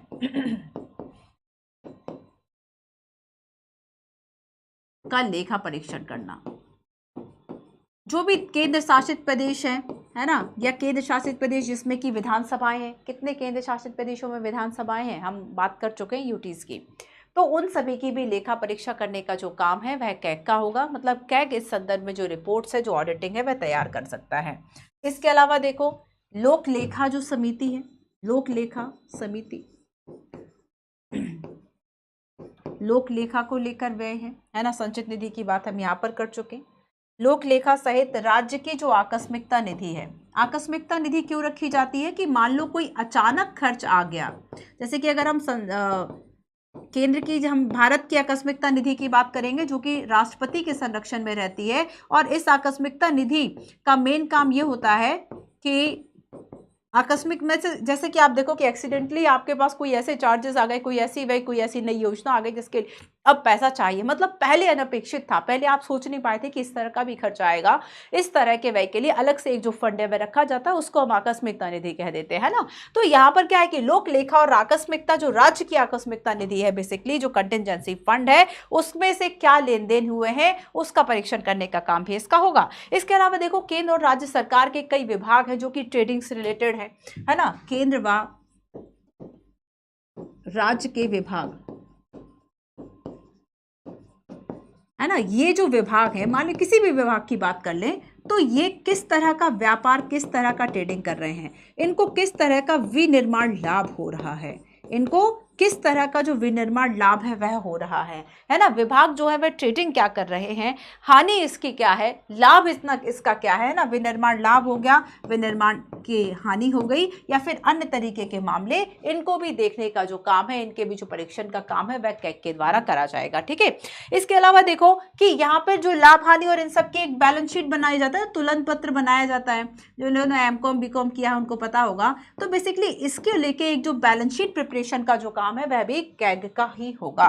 ठीक है, वह भी किसका होगा, कैग का होगा। एक दो बात और देखते हैं कि देखो, केंद्र और राज्य के राजस्व से, जो राजस्व, जो रेवेन्यू होता है, केंद्र और राज्य का राजस्व, इस रेवेन्यू या राजस्व के द्वारा कौन कौन सी, मतलब इससे वित्त पोषण किसका दिया रहा है, किसको पैसा दिया जा रहा है, इससे वित्त पोषण किसका किया जा रहा है, इस बात की भी परीक्षा करने का जो दायित्व है वह इसका है। तो राजस्व से होने वाले जो वित्त पोषण है, उन निकायों का, मतलब सरकार मान लो किसी संस्थान को पैसा दे रही है ना, किसी संस्थान को, किसी निकाय को पैसा दे रही है, और ये जो है वह खर्चा कर रहा है, तो इस खर्चे का ब्यौरा करना भी कैग का काम होगा। तो निकाय का जो व्यय परीक्षण है ना, निकाय का जो व्यय परीक्षण है, ये बेसिकली इसके अंतर्गत जो कार्य है उसमें शामिल होगा। क्लियर है। अच्छा देखो, अब देखो कि केंद्र और राज्य सरकार के सभी विभागों की बात करता है ना, केंद्र और राज्य सरकारों के सभी विभागों, सभी स्टॉक के खातों में लेखा जोखा करने का काम करेगा। इसके अलावा है कि कंपनी अधिनियम के जो प्रावधान है उसके अनुसार सभी सरकारी कंपनियों के खातों और लेखा परीक्षा का काम करेगा। इवन अगर सरकार से जुड़ी हुई कोई निजी कंपनी है, सरकार अगर चाहती है तो उस संदर्भ में भी जो कैग है वह रिपोर्ट देगा, है ना। उन निगमों के खातों का लेखा जोखा करेगा जिनकी विधियों में उसके द्वारा लेखा परीक्षा का जो प्रावधान है वह किया गया है। इसके अलावा राष्ट्रपति या राज्यपाल के द्वारा अगर कहा गया है तो कोई ऐसा प्राधिकरण का लेखा परीक्षा भी वह कर सकता है, जैसे कि स्थानीय निकाय, है ना। अगर हम पंचायतों की बात करें, हम म्युनिसिपैलिटीज की बात करें, अगर राष्ट्रपति चाहते हैं तो इस संदर्भ में भी लेखा परीक्षा का जो काम है वह कैग करेगा। वह राष्ट्रपति को सलाह देगा कि केंद्र और राज्य के जो प्रारूप है, है ना, जो डॉक्यूमेंट्स है, जो लेखा परीक्षा है, वे आखिर किस रूप में रखे जाए, मतलब तय किया जाएगा उस बात को, वो तय करने का काम, वो ड्राफ्ट बनाने का काम भी कैग का होगा। केंद्र सरकार के लेखों से संबंधित जो भी रिपोर्ट है वह राष्ट्रपति को सौंपेंगे और राष्ट्रपति उसे संसद के पटल पर रखेंगे। आर्टिकल 151 ऐसा प्रावधान करता है। लेकिन आर्टिकल 151 ये भी कहता है कि राज्यों के संदर्भ में अगर कोई रिपोर्ट है तो राज्यों के संदर्भ में वह जो रिपोर्ट है वह राज्यपाल को सौंपेंगे और राज्यपाल उन्हें आगे विधानमंडल के समक्ष रखने का जो काम है वह करेंगे। तो ये बेसिकली उसके कार्य व शक्तियां हो गए। कुछ कार्य हमने यहां पर देख लिए और कुछ कार्य आपके ये हो गए। ठीक है, तो ये कर्तव्य व शक्तियों की बात हमने कर ली। अब हम भूमिका की बात करेंगे, लेकिन भूमिका के पहले जरा इस क्वेश्चन को देखो। प्रश्न कहता है कैग की भूमिका के संदर्भ में निम्न पर विचार कीजिए। 4 स्टेटमेंट इसमें है। फर्स्ट आपसे कहता है आपको बताना है कि कौन से शामिल है कैग की भूमिका में। यह निर्धारित करना कि जिस प्रयोजन हेतु धन संवितरित किया गया है उस सेवा में प्रयोग की। अभी तक तो हमने कार्य व शक्तियों की बात की, अब हम भूमिका की बात करेंगे कि इसकी भूमिका जो है वह इस कार्यों में है ना। तो जिस प्रयोजन हेतु धन का संवितरण किया गया है उसी सेवा में प्रयोग किया जाए, ठीक है, शामिल है। सरकारी व्यय की मितव्ययता और तर्कसंगतता की जांच करना। सरकारी व्यय की मितव्ययता और तर्कसंगतता की जांच करना, क्या ये इसकी भूमिका में है? बिल्कुल है। विधि, विनियामक और औचित्य लेखा परीक्षा बाध्यकारी है। देखो इसको समझना कि मान लो विधि ने जो निर्धारित किया है या जो विनियामक है, ठीक है, इनकी लेखा परीक्षा तो अनिवार्य है कैग पर। लेकिन अगर हम औचित्य की, क्या इस बात का इंपॉर्टेंस कितना था, औचित्य कितना है, विधि के अनुसार लेखा परीक्षा होना बात अलग है, लेकिन इस खर्च का क्या औचित्य था, क्या इंपॉर्टेंस थी, इस औचित्य की लेखा परीक्षा उसके विवेक पर निर्भर है। विवेकाधीन है, ये बाध्यकारी नहीं है। विवेकाधीन है, ये जो है वह बाध्यकारी नहीं है, वह बाध्यकारी नहीं है ना। तो यहां पर थर्ड स्टेटमेंट रॉन्ग हो गया, क्योंकि विधि के अनुसार जो लेखा परीक्षा है वो बाध्यकारी है, बट औचित्य अनुसार जो लेखा परीक्षा है वो विवेकाधीन है, बाध्यकारी नहीं है। गुप्त व्ययों की लेखा परीक्षा हम भूमिका की बात करेंगे, उसके साथ हम कुछ लिमिटेशंस की भी बात कर लेंगे। और लिमिटेशंस में आपको याद रखना है कि जो गुप्त व्यय होंगे, मतलब जो कार्यालय, जो प्रशासनिक इस तरह के कुछ कर्मचारियों के व्यय होंगे, सर्विसेज के व्यय होंगे, उस पर कोई अधिकारिता नहीं है, उनकी लेखा परीक्षा करना कैग के अंतर्गत नहीं आएगा। तो अगर हम भूमिका की बात करेंगे तो भूमिका में क्या शामिल है, केवल 1 और 2, जो शुरू के 2 स्टेटमेंट है ये करेक्ट होंगे, बाकी जो 2 स्टेटमेंट है वह इसमें रॉन्ग होंगे। ठीक है, चलो तो भूमिका के संदर्भ में हम कुछ पॉइंट्स को देखते हैं। देखो सबसे पहली बात तो इसमें यह कही जाती है बेसिकली कि वित्तीय प्रशासन के क्षेत्र में इंपॉर्टेंस क्यों है, आखिर कैग का थोड़ा सा सुनो। वित्तीय प्रशासन के क्षेत्र में जो प्रबंधन का मुख्य कार्य है वह किसका है और जवाबदेहिता किसकी है, संसद की है। लेकिन संसद इस बात की जवाबदेहिता को कैसे सुनिश्चित करेगी कि लोक वित्त, जो लोगों का मान लीजिए टैक्स है, टैक्स कलेक्शन हो रहा है ना, उस टैक्स कलेक्शन का यूज सरकार की योजनाओं पे किया जा रहा है, तो कुछ तो अकाउंटेबिलिटी संसद की बनती है, कुछ तो अकाउंटेबिलिटी उस कार्यपालिका की बनती है, कार्यपालिका मंत्री परिषद की बनती है कि वह किन योजनाओं में कैसा व्यय कर रहा है, और उसी के लिए कैग के माध्यम से ही वह अपनी जवाबदेहिता को सुनिश्चित करता है कि देखो हम जवाबदेह हैं, इसलिए एक अधिकारी है और ये जो अधिकारी है वह लोक वित्त की संरक्षा की काम करेगा। लोक वित्त जो है मतलब लोगों का जो वित्त है, लोगों का जो पैसा है, उसकी सुरक्षा को लेकर जो काम है वह करेगा। तो ये भूमिका हमें यहाँ पे पॉजिटिव से शुरू करनी है। तो हम देखेंगे कि बेसिकली ये 3 तरह की जो रिपोर्ट्स है वह सौंपा करता है।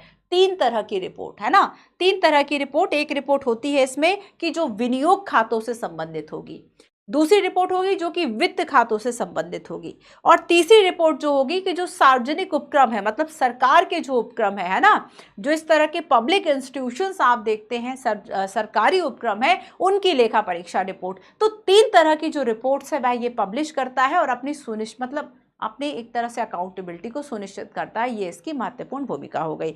ठीक है, अच्छा देखो इसमें इसके बाद इसकी भूमिका में एक और बात आती है इंपॉर्टेंट, कि जब कैग का काम खत्म होता है तब लोक लेखा समिति, जो पब्लिक अकाउंट कमेटी की अगर हम बात करेंगे, उसका कार्य शुरू हो जाता है। तो वो इस काम को वो क्या करती है, वो जो समिति है वह कैग की रिपोर्ट की जांच करती है। संसद के, देखो यहां फिर से सुनो, कैग के द्वारा जो रिपोर्ट है वह किसको दी गई, राष्ट्रपति को। राष्ट्रपति ने वह रिपोर्ट कहाँ रख दी? संसद में रख दी। संसद उस रिपोर्ट का क्या कर रहा है? उस पर चर्चा कर रहा है ना। और उस रिपोर्ट की जांच करने के लिए संसद में भी क्या बनी हुई है? लोक लेखा समिति बनी हुई है। वो जो लोक लेखा समिति है वह कैग की रिपोर्ट की जांच करती है। आगे जब हम चुनौतियों में पढ़ेंगे, आगे जब हम चैलेंजेस में पढ़ेंगे, तब हम इस बात को देखते हैं कि यही पब्लिक अकाउंट कमेटी केवल 100 में से मान लीजिए एक मुद्दा उठा रही है, तो किस बात की रिपोर्ट, किस बात, मतलब उसका तो फिर कोई इंपॉर्टेंस ही नहीं है ना। एक चैलेंज के तौर पर हम इसको देखते हैं।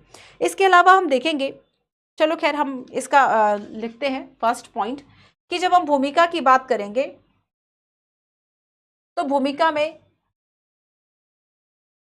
एक सबसे बड़ी जो बात आती है वह ये है कि वित्त प्रशासन का प्रबंधन, वित्त प्रशासन का प्रबंधन व जवाबदेही, अकाउंटेबिलिटी व जवाबदेही, है ना, ये कैग के माध्यम से ही सुनिश्चित की जाएगी। तो वित्तीय प्रशासन के क्षेत्र में जो भी प्रबंधन है ना, जो भी इसकी सुरक्षा है, ये काम यही कर रहा है। इसके अलावा दूसरी बात इसमें यह कही जाती है कि जो कार्यपालिका है, कार्यकारी हम लिख देते हैं, कार्यपालिका, कार्यकारी मतलब मंत्रिपरिषद।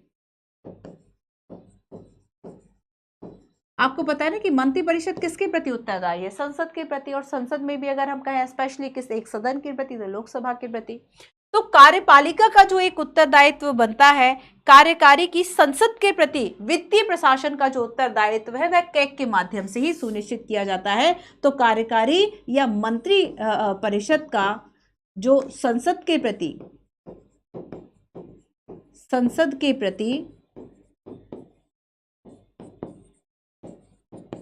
वित्तीय उत्तरदायित्व है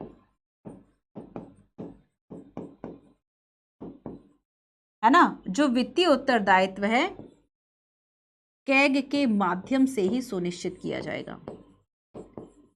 कैग के, समझ में आ रहा है?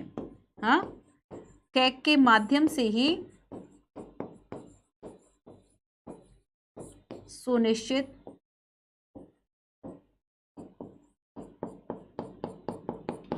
कैग के माध्यम से ही इसको सुनिश्चित किया जाएगा। इसके अलावा नेक्स्ट है कि बेसिकली ये जो है वह 3 रिपोर्ट्स को सौंपता है।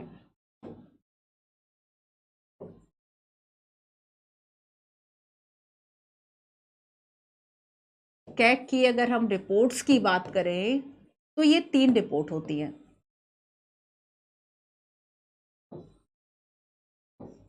पहली रिपोर्ट होगी विनियोग लेखा रिपोर्ट, विनियोग लेखा रिपोर्ट, ठीक है। दूसरी रिपोर्ट होगी वित्त लेखा रिपोर्ट, वित्त लेखा रिपोर्ट, और तीसरी होगी सार्वजनिक उपक्रमों के संबंध में रिपोर्ट, लेखा जोखा, है ना, सार्वजनिक उपक्रमों का लेखा जोखा। 3 रिपोर्ट के माध्यम से पेश करता है। अब इसके आगे क्या होगा? इसके आगे ये होगा कि कैग अपनी जो रिपोर्ट है ये राष्ट्रपति को सौंपते हैं। किसको सौंपते हैं? या प्रतिवेदन की हम बात करें, ये जो अपना प्रतिवेदन है वह राष्ट्रपति को सौंपेंगे और राष्ट्रपति इसे आगे संसद के समक्ष रखवा रहे हैं। राष्ट्रपति संसद में इसको रखवाएंगे, पेश करेंगे, प्रस्तुत करेंगे, है ना।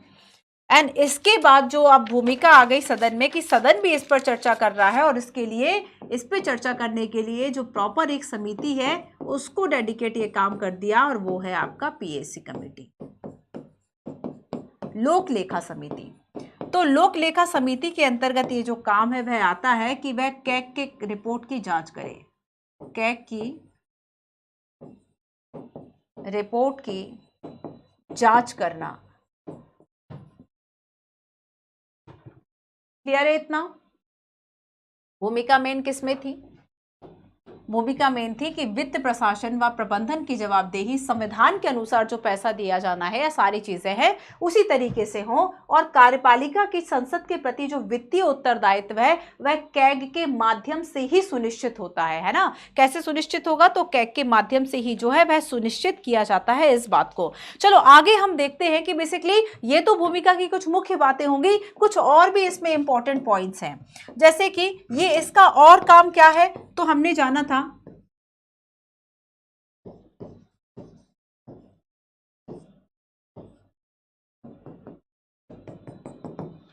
कि कोई भी जो पर्टिकुलर राशि है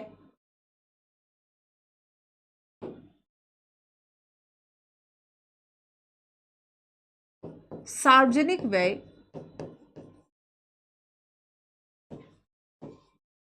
या राशि संसद द्वारा स्वीकृत है ना, संसद के द्वारा स्वीकृत, मतलब संसद ने जिस चीज के लिए, जिस काम के लिए और जितना पैसा दिया है उतना पैसा उस काम के लिए ही दिया जाए। तो संसद द्वारा स्वीकृति अगर मिल गई है सार्वजनिक व्यय राशि, इसकी जांच करना, सार्वजनिक व्यय या राशि की परीक्षा करना है ना। ये परीक्षा होगा कि जितना धन दिया गया है, जितनी राशि दी गई है, क्या उतनी राशि खर्च हुई है ना, और जिस कार्य के लिए दी गई है, और जिस कार्य या योजना या उद्देश्य, जिस कार्य या योजना हेतु दी गई है उसकी भी परीक्षा करना, उसकी भी क्या करना? परीक्षा करना, ये इसका उद्देश्य होगा। ठीक है, अब देखो कि और इसके अनुसार अगर हम देखें तो जो हमने क्वेश्चन देखा था कि विधि व विनिमयकारी है ना, विधि जो कहती है, विधि के अनुसार जो करना है वो तो है ही, विधि अनुसार लेखा परीक्षा बाध्यकारी है।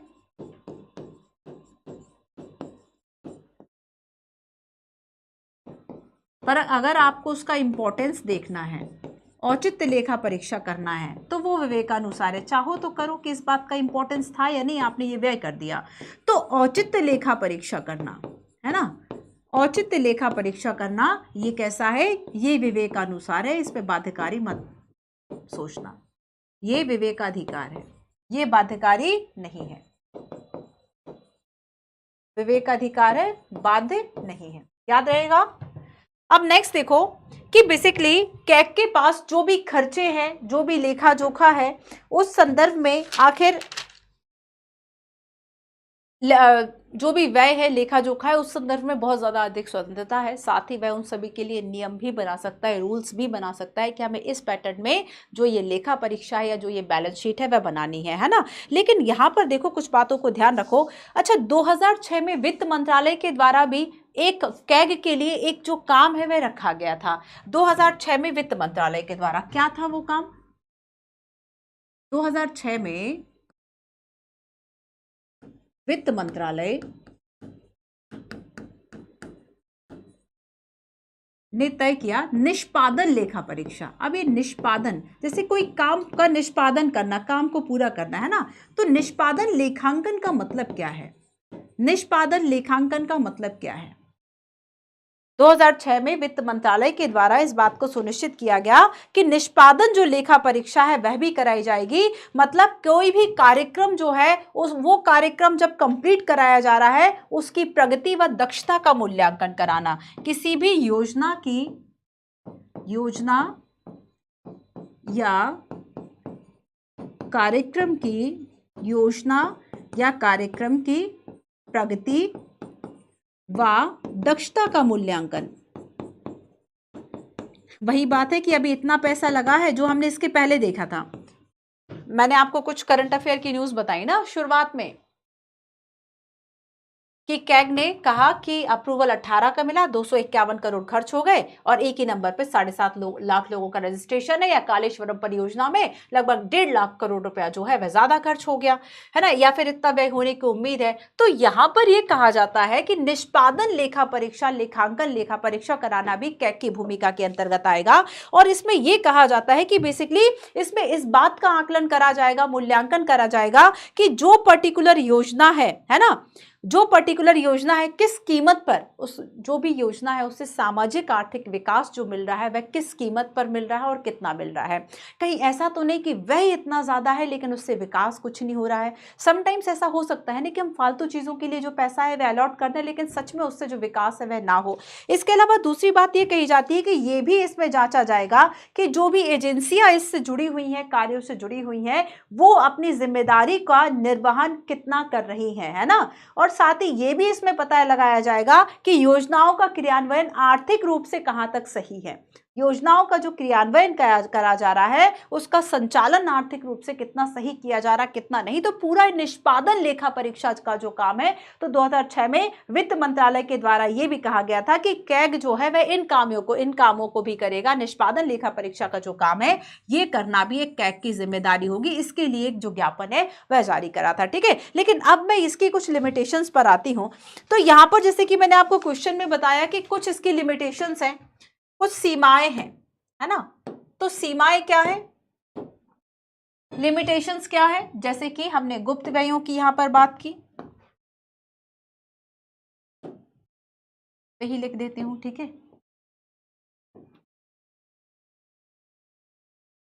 कैग की सीमाएं,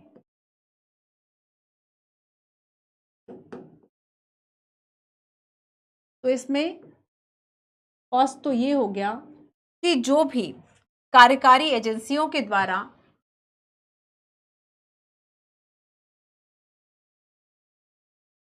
कार्यकारी एजेंसी जो गुप्त व्यय कर रही है, गुप्त सेवा व्यय, गुप्त सेवा व्यय, गुप्त सेवा व्यय, इस पर ब्यौरा नहीं मांग सकता। पर ब्यौरा जो कैग है इस पर कोई नियंत्रण नहीं है ना। दूसरी बात ये कही जाती है कि कैग ना बस पोस्टमार्टम कर रहा है। कैग की संचित निधि से, वो ब्रिटेन वाली बात हो गई कि ब्रिटेन के कैग को तो धन निकालने में उसके परमिशन चाहिए, केवल परीक्षा नहीं धन निकालने के लिए भी चाहिए। तो कैग की संचित निधि से धन निकासी, संचित निधि से धन निकासी पर कोई नियंत्रण नहीं है। संचित निधि से धन निकासी पर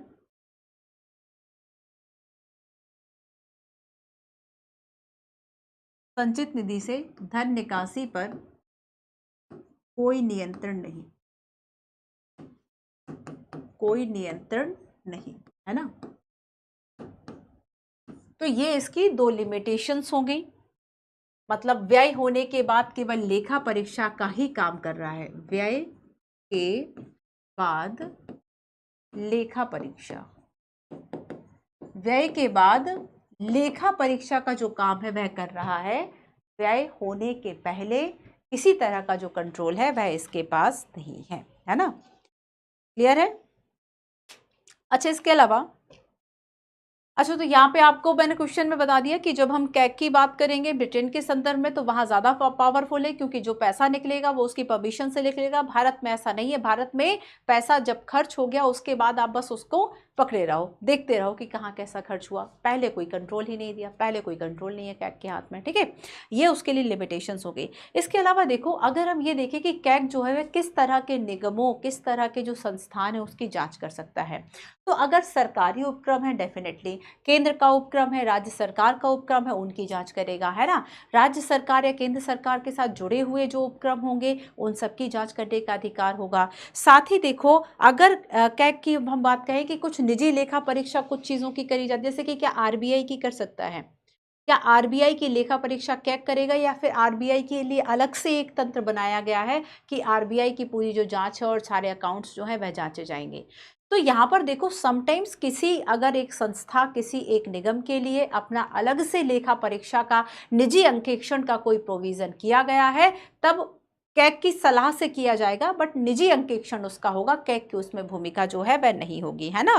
कैग की उसमें कोई भूमिका नहीं होगी। तो यहाँ पर अगर कोई अन्य निगम है, उनकी लेखा परीक्षा, उनकी जो ऑडिटिंग है पूरी तरह से निजी अंकेक्षरों के द्वारा, निजी अंकेक्षणों के द्वारा की जा रही है। उसकी पर्सनल जो ऑडिटिंग है अगर वह करी जा रही है तो उसमें वह कैग को रिपोर्ट नहीं सौंपेंगे, वो सीधे संसद में जो रिपोर्ट है उसकी रखेंगे। वहां पर कैग की कोई भूमिका नहीं हो सकती, है ना। तो कई निगम डेफिनेटली ऐसे हो सकते हैं कि उनका अलग से ही जो पूरा ऑडिटिंग है और जो सारा काम है वह होता हो। ठीक है, चलिए।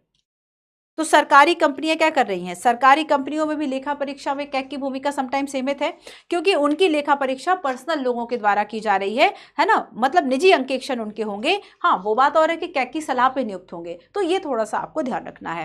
अब हम चलते हैं एक आलोचना की बात करते हैं और फिर हम चैलेंज की बात करेंगे।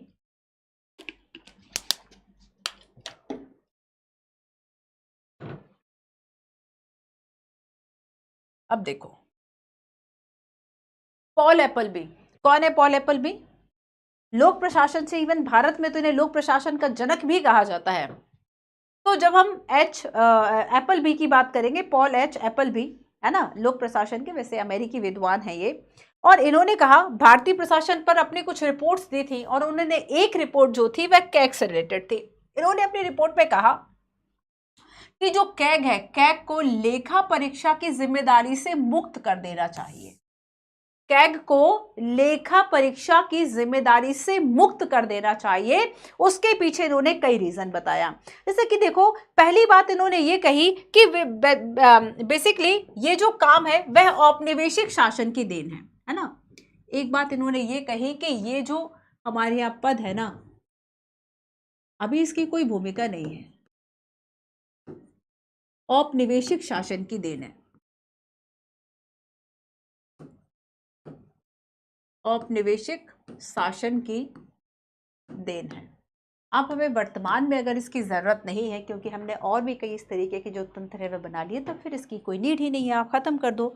दूसरी बात इन्होंने ये कहा कि बेसिकली जो सीएजी हैं वह खुद निर्णय नहीं ले पाते, या उनमें काम करने की अगर अनिच्छा है, निर्णय नहीं ले पा रहे या काम करने की अनिच्छा है, तो यहाँ पर जो लेखा परीक्षा है वो गलत तरीके से होती है। या फिर हम कहें कि लेखा परीक्षा पे, अब जैसे कि कोई काम करने का मन नहीं है, अब जो काम करने का मन नहीं है तो वो बहुत अच्छे से कैसे हो सकता है? तो लेखा परीक्षक पर, एक लेखा परीक्षा पर, ऑडिटिंग पर एक नकारात्मक प्रभाव आ जाता है। और ये नकारात्मक प्रभाव क्यों आ जाता है? क्योंकि कैग जो है उसका मन नहीं है ना। इसमें ये मन देख पा रहे थे कैग का, इसलिए इन्होंने कहा कि कैग की अनिच्छा है, उसका काम करने का बिल्कुल मन नहीं है, इसलिए ये गलत हो गया। अब देखो आगे ये कहते हैं कि संसद के महत्व को ये बढ़ा चढ़ाकर देखते हैं, क्योंकि देखो इसमें यह कहा गया कि जो कैग है ना, कैग की भूमिका में ये संसद के महत्व को देखते हैं। संविधान ने तो क्योंकि ठीक से परिभाषित नहीं किया ना संसद के महत्व को बढ़ा, क्योंकि संसद क्या कर रहा है? कैग के कार्यों, शक्तियों का निर्धारण कर रहा है। तो संसद के महत्व को बढ़ा चढ़ा कर देखा और संविधान को पीछे करके देखा, क्योंकि संविधान में शक्तियों की बात नहीं की गई। संविधान में वर्णन नहीं है ना, संविधान में जो ज्यादा वर्णन है वह नहीं है, बस इसी संदर्भ में ये बात कही जाती है। तीसरी बात इसमें ये कही जाती है कि बेसिकली जो कैग है वह महत्वपूर्ण कार्य नहीं है। अच्छा देखो, इनकी ये बात सही भी है। एक बात बताओ, कोई मंत्री मिनिस्टर है, अगर मान लीजिए वह प्रशासन, वह कार्य कर रहा है, राजनीति को समझ रहा है, लेकिन अगर वह मान लीजिए कि किसी प्रशासन को नहीं समझ रहा है, लेकिन वह उसके लिए डिसीजन ले रहा है, तो इसमें यह कहा गया बेसिकली इनके द्वारा कि जो कैग है वह ना तो प्रशासन को समझ रहा है, ना ही उसको जानता है। कैग प्रशासन को नहीं समझ रहा है, प्रशासन को मतलब योग्यता पे प्रश्न चिन्ह उठाया, वो नहीं समझता है। अगर नहीं समझता है तो फिर तो क्या ही मतलब है ऐसे लोगों से काम कराने का। ये इनके द्वारा कहा गया कि बेसिकली अच्छे प्रशासन के बारे में ना तो वह जानते हैं, ना ही हम उनसे अपेक्षा कर सकते हैं, तो फिर हमें ये काम कराना ही क्यों है। और इसीलिए तो उन्होंने ये कहा था कि लेखा परीक्षा से मुक्त कर दो। मान लो प्रश्न आ गया कि पॉल एप्पलबी जो है वह क्यों इस बात को कहते हैं कि कैग जो है वह, या फिर आलोचना से प्रश्न बहुत आ सकता है क्योंकि इस पद की आलोचना ज्यादा है। ठीक है, तो यहाँ पर नेक्स्ट हम देखेंगे। अच्छा, इसमें इन्होंने ये कहा कि मान लो कोई किसी एक विभाग का कोई अगर उप सचिव है ना, किसी विभाग का अगर कोई उप सचिव है, वो कंपैरेटिवली कैग से ज्यादा जान रहा है उस विभाग की समस्याओं को, और ऐसे में कैग से ऑडिटिंग कराने का कोई औचित्य नहीं है। तो इन्होंने क्या कहा कि किसी विभाग का उप सचिव, किसी विभाग का उप सचिव कैग से ज्यादा जानकारी रखता है, कैग से ज्यादा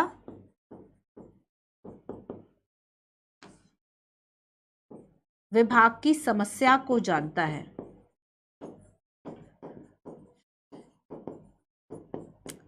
ना, कैग से ज्यादा ये जो समस्या है उसको जानता है। और ऐसे में, है ना, ऐसे में कैग से लेखा परीक्षा ऑडिटिंग कराने का कोई जो महत्व है वह नहीं है। तो अगर मान लीजिए किसी विभाग का कर्मचारी ज्यादा योग्य है, कैग कम योग्य है, तब ऐसे में इस बात की कोई जरूरत ही नहीं है कि उनसे जो ऑडिटिंग है वह कराई जाए। तो ये पॉल एप्पलबी की आलोचना कही जाती है। तो इन्होंने कहा कि कैग की भले ही आप उसके कार्य के जो महत्व है उसको बढ़ा चढ़ाकर देखते हैं, लेकिन वास्तव में यही बात उन्होंने कही कि कैग को अब इस दायित्व से मुक्त कर देना चाहिए, क्योंकि एक तो औपनिवेशिक विरासत की देन है, दूसरी नकारात्मक प्रभाव इस बात का है कि उनकी अपनी ही इच्छा नहीं है, तीसरी बात उन्होंने ये कही कि संसद जो है वह अपने अपने इन दायित्वों को बढ़ा चढ़ाकर देखती है, जबकि संविधान इस बारे में मौन है कि कैग की जो शक्तियां हैं वह कार्य होगी। उनकी कोई परिभाषा जो है वह संविधान ने अगर नहीं करी तो संसद की भूमिका को हमें बढ़ा चढ़ाकर क्यों देखना है। साथ ही इसमें यह भी कहा कि कैग वास्तव में महत्वपूर्ण है ही नहीं, क्योंकि वह ना तो अच्छे प्रशासन को जान रहे हैं, और अगर जान भी रहे हैं तो उनसे ऐसी अपेक्षा जो है वह हम अगर नहीं जान रहे हैं तो हम उनसे ऐसी अपेक्षा नहीं कर सकते। ठीक है, ये बात जो है वह उनके द्वारा कही गई। अच्छा, एक बात और इसमें कही गई कि कैग जो है वह ये नहीं समझते कि लेखा परीक्षा का मतलब क्या है, और फिर भी लेखा परीक्षा जो है वह कर रहे हैं। कैग को इस बात का नहीं पता है कि लेखा परीक्षा क्या है, इसका यूज क्या है, फिर भी वह लेखा परीक्षा कर रहे हैं, या अच्छी लेखा परीक्षा से वह सहमत ही नहीं, मतलब उनको जानकारी नहीं है, सीधी बात यह है, अयोग्य ठहरा दिया। इन्होंने कहा कि बेसिकली ये जो है वह बहुत ही नीरस टाइप का और एक सीमित टाइप कर देने वाला काम है, तो उनको बहुत इंटरेस्ट इस कार्य में नहीं आता। ये पॉल एप्पलबी की आलोचना जो है वह इस संदर्भ में करी इन्होंने। अब हम आते हैं नेक्स्ट, कुछ चैलेंजेस की बात करते हैं कि आखिर मेन जो चैलेंजेस है वह क्या रहे। ठीक है, शुरुआत करते हैं कि जो दूसरा प्रशासनिक आयोग था, जो कि 2005 से लेकर 2009 तक रहा, दूसरे प्रशासनिक आयोग ने कैग के द्वारा जो लेखा परीक्षा की जा रही थी उसके कुछ ऐसे क्षेत्रों को समझा जहां पर उनको चैलेंजेस आ रहे थे, है ना। और उन्होंने कहा कि इसमें कोई संदेह नहीं है कि जो कैग है वह बाह्य लेखा परीक्षा में बड़ी संख्या में जारी जो रिपोर्ट्स हैं, है ना, जो संसद में उन्होंने रिपोर्ट दी, संसद और राज्य विधानमंडलों में जो उन्होंने लेखा परीक्षा रिपोर्ट जो प्रस्तुत करी, उनके उदाहरण में कई ऐसी वसूलियों को ध्यान में रखा, और इससे ये पता चला कि हमारे वित्तीय प्रबंधन में काफी गड़बड़ियां हैं, तो हमने वित्तीय प्रबंधन में सुधार करने की जो बात है वह सोची, है ना। तो डेफिनेटली इनकी रिपोर्ट से हमें ये बात तो पता चलती है कि बहुत सारी गड़बड़ियां हैं, लेकिन फिर भी इसका कमजोर हम बजटीय नियंत्रणों की बात करें, संग्रहण में कमियों की बात करें, सार्वजनिक संसाधनों की बर्बादी जिस कदर होती है, अनुचित लेखांकन जिस तरीके से होता है, गलत ऑडिटिंग भी तो होती है। आप कभी भी देखिए ऑडिटिंग कितनी सही है किसी भी जगह की, आप बहुत छोटे से लेवल की ऑडिटिंग की बात करें, जैसे कि अच्छा एक सामाजिक अंकेक्षण का भाव मैं बताती हूँ, जब आप पॉलिटी पढ़ोगे ना तो आप उसमें सोशल ऑडिटिंग वाला जब कॉन्सेप्ट पढ़ते हो तब उसमें देखोगे ये कॉन्सेप्ट आता है कि जो पंचायतें हैं ना वह एक बार सेल्फ ऑडिटिंग वो भी तो कर सकती है ना ऑडिटिंग, वे जाने की पंचायत को इस काम के लिए इतनी राशि जो है वह दी गई है, और पंचायत जो है वह कितना काम इस बात को लेकर कर रही है। तो एक बात पंचायत भी तय कर सकती है, मतलब पंचायत के जो लोग हैं, तब वहां से क्या किया कि जब लोग जाते हैं पता करने के लिए तब उन्हें ये पता चलता है कि मनरेगा और भी कई ऐसी योजनाएं थी कि जिसमें कि दिहाड़ी मजदूरी दी जा रही थी, और उसमें कई सेलिब्रिटियों के नाम थे, अमिताभ बच्चन और सचिन का नाम था। तो ये ऑडिटिंग से ही तो बात सामने आई ना, फिर आगे जाके उन कमियों को ठीक किया गया। तो यहां पर ये कहा कि सार्वजनिक संसाधनों की चाहे बर्बादी की बात करें या फिर हम गलत तरीके से लेखांकन की बात करें, निवेशों पर खराब लाभ की बात करें कि सरकार ने कहीं इन्वेस्ट किया है बस उसमें से कुछ लाभ नहीं आ रहा, निधियों की विपथन की बात करें, विपथन मतलब क्या हुआ कि हमें जिस कार्य के लिए देना था उस कार्य के लिए नहीं दिया गया या गलत तरीके से उसका यूज हुआ, प्रणाली की कमियों की बात करें, पूरे प्रोसेसर सिस्टम में कमी है, या सार्वजनिक संसाधनों के खराब प्रबंधन की बात करें। तो ये सारे ऐसे कुछ पॉइंट्स हैं कि वित्तीय प्रबंधन में सुधार तो हुआ है बट इन पर कोई भी जो नियंत्रण है वह नहीं है ना। तो ये सारी चीजें बताती हैं, ये कई महत्वपूर्ण ऐसे उदाहरण हैं। ठीक है, क्लियर है। अब आगे हम देखेंगे कि बेसिकली जो कैग है उन्हें जो चैलेंजेस है वह और क्या क्या फेस करने पड़ते हैं। जैसे कि एक चैलेंज तो हमने देखा, एक चैलेंजेस है सीमित रिपोर्ट, या सीमित चर्चा हम कहें। एंड सीमित चर्चा किस बात की, कि जो कैग की रिपोर्ट थी, कैग की रिपोर्ट जिसमें कि मान लीजिए 1000 आर्टिकल्स थे, है ना, बट यहां पर जो संसद में चर्चा हो रही है, संसद में चर्चा हो रही है केवल 15 से 20 आर्टिकल्स की। अब आप खुद सोचिए कि कहां 1000 और कहां 15 से 20। तो यहां पर एक सीमित चर्चा हो रही है और केवल प्रकाश में जो मामले आए ना, वो केवल यही मामले प्रकाश में आए जिसपे कि संसद के द्वारा जो चर्चा है वह कही गई। तो यहां पर यह कहा गया कि बेसिकली जो ये सिफारिशें हैं उसको गंभीरता से नहीं लिया जाता, है ना, गंभीरता से इसको नहीं लिया जाता। इस पे सीमित चर्चा और गंभीरता से ना लेना सिफारिशों को, ये चुनौती ही तो है, सिफारिशों को गंभीरता से ना लेना।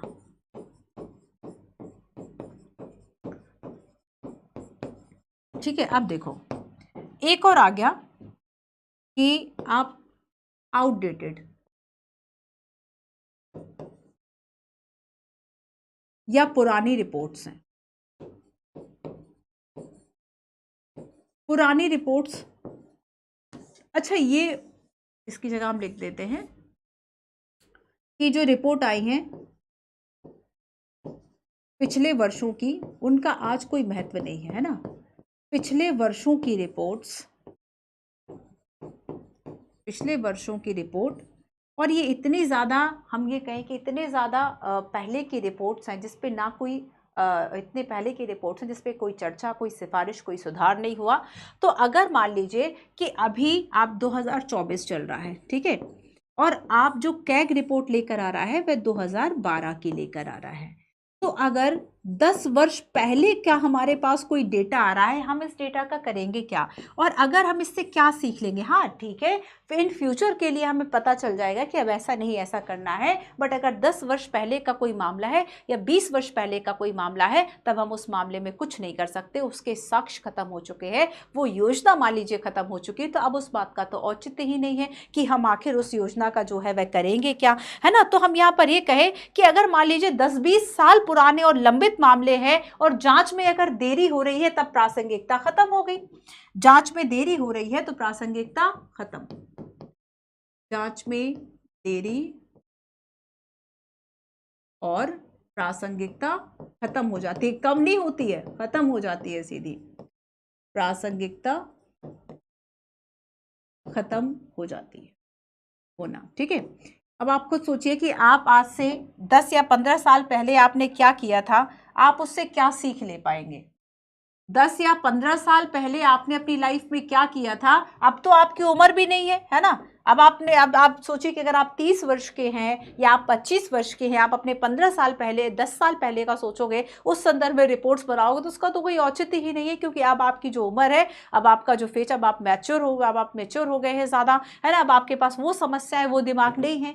तो यहाँ पर क्या है कि हमें इतना पीछे जाके सोचने का जो है वह कोई औचित्य दिखाई नहीं देता, बहुत ज़्यादा आउटडेटेड जो है वह हो जाता है। ठीक है, अच्छा देखो, इसके अलावा हम ये कहेंगे कि बहुत सारे जो विभाग है वह सीधी कार्रवाई पे बात नहीं करते, वह बड़ी ही औपचारिक सा नोट जो है वह प्रस्तुत कर देते हैं, ना, मतलब मूल या जमीनी स्तर पर जो प्रॉब्लम्स है उनकी बात नहीं होती, लेखे में वो सारी चीजें नहीं आती, ऑडिटिंग केवल औपचारिक होकर रह जाता है। ये इसकी एक बड़ी प्रॉब्लम है कि समटाइम्स जमीनी स्तर पर या हकीकत आपको बयान नहीं होती, और जो ऑडिटिंग हो रही है औपचारिकता।